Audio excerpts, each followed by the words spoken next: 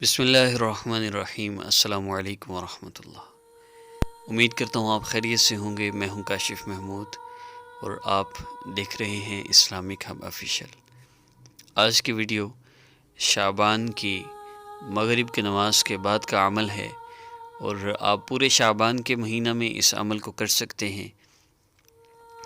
اس عمل کے بہت سے فائدے ہیں، ان میں سے چند ایک جو بیسک، جو آج کل ہماری عمومی طور پہ ہر بندہ ان پریشانی میں مبتلا ہے۔ سب سے پہلا مسئلہ رزق کا ہے، کاروبار کا ہے۔ تو رزق اور کاروبار کے لیے انتہائی طاقتور اور انتہائی تاثیر والا عمل ہے۔ اس کے علاوہ آپ کے کاروبار میں کوئی رکاوٹ ہے، پریشانی ہے، مسئلہ ہے، اس کے لیے بھی بہت زیادہ فائدہ ہے۔ اس عمل سے بہت فائدہ ہوگا۔ تیسرا یہ کہ رزق کی قلت کی وجہ سے جس طرح حالات ہیں، مشکل حالات میں یہ اللہ رب العزت سے مانگنے کا بڑا بہترین راستہ ہے، بڑا بہترین ذریعہ ہے، اور اللہ رب العزت ایسی جگہ سے رزق کا انتظام فرمائیں گے جہاں سے آپ کا گمان بھی نہیں ہوگا۔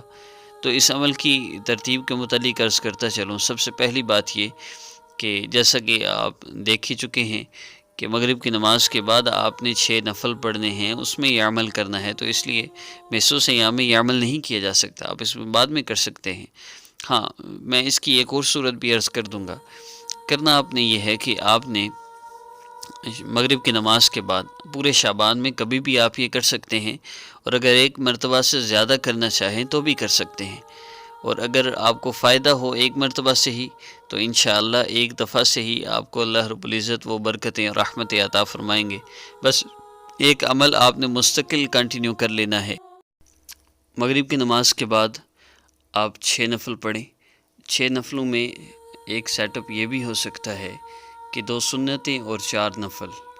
تو یہ 6 نوافل اوابین کے ہیں، اور یہ دونوں صورتیں ہیں۔ اگر آپ 2 سنتوں کے علاوہ 6 نفل الگ پڑھیں تو بھی ٹھیک ہے، اور اگر آپ 2 سنتیں اور 4 نفل، مغرب کی جو 2 سنتیں ہیں اس کے ساتھ اگر 4 نفل پڑھیں تو بھی آپ کو اوابین کے جو 6 نفل ہیں ان کا آپ کو ثواب ملتا ہے۔ آپ نے یہ نفل پڑھنے کے بعد آپ نے سورہ واقعہ پڑھنی ہے۔ سورہ واقعہ آپ نے 1 مرتبہ پڑھنی ہے، اور اس کی ترتیب یہ ہوگی کہ آپ نے 1 رکوع پڑھنا ہے، اور اس کے بعد آپ نے 33 مرتبہ سبحان اللہ، الحمدللہ اور اللہ اکبر پڑھنا ہے۔ پھر دوسرا رکوع پڑھنا ہے، اور پھر آپ نے 33 مرتبہ استغفر اللہ پڑھنا ہے، اور پھر سورت کو مکمل کر کے آپ نے 33 مرتبہ آپ نے صلی اللہ علیہ وآلہ وسلم یا کوئی بھی درود پاک آپ 33 مرتبہ پڑھیں گے۔ اس عمل کی بیسک کچھ شرائط ہیں، جن میں سب سے پہلی چیز نماز کی پابندی ہے۔ دوسرا یہ کہ اس عمل کی بیسک جو ہے وہ گناہوں کو چھوڑنا ہے۔ گناہ چھوڑیں۔ اللہ کے نبی صلی اللہ علیہ وسلم نے سورہ واقعہ کے ذریعے یہ فقر اور تنگی اور پریشانی سے نجات کا ایک خاص عمل ہے، اور اس سے کبھی تنگی نہیں آئے گی، کبھی فاقہ نہیں آئے گا۔ لیکن یہ ہے کہ اس کو آپ روزانہ ایک دن یہ نوافل والا عمل کریں، بعد میں نوافل پڑھنا چاہیں پڑھ لیں، سورہ واقعہ اس ترتیب سے پڑھنا چاہیں پڑھ لیں، ورنہ آپ صرف سورہ واقعہ روزانہ مغرب کی نماز کے بعد پڑھ لیا کریں۔ بعض لوگ عشاء کے بعد پڑھتے ہیں، یہ رات سونے سے پہلے جو سورہ واقعہ پڑھی جاتی ہے یہ مغرب کے بعد پڑھی جا سکتی ہے۔ آپ مغرب کے بعد اس کو پڑھیں گے اور اس کو مستقل کنٹینیو رکھیں گے، اور جب تک انشاءاللہ آپ اس کو پڑھتے رہیں گے آپ کو فاقہ کبھی نہیں آئے گا، کبھی آپ کو پریشانی نہیں ہوگی۔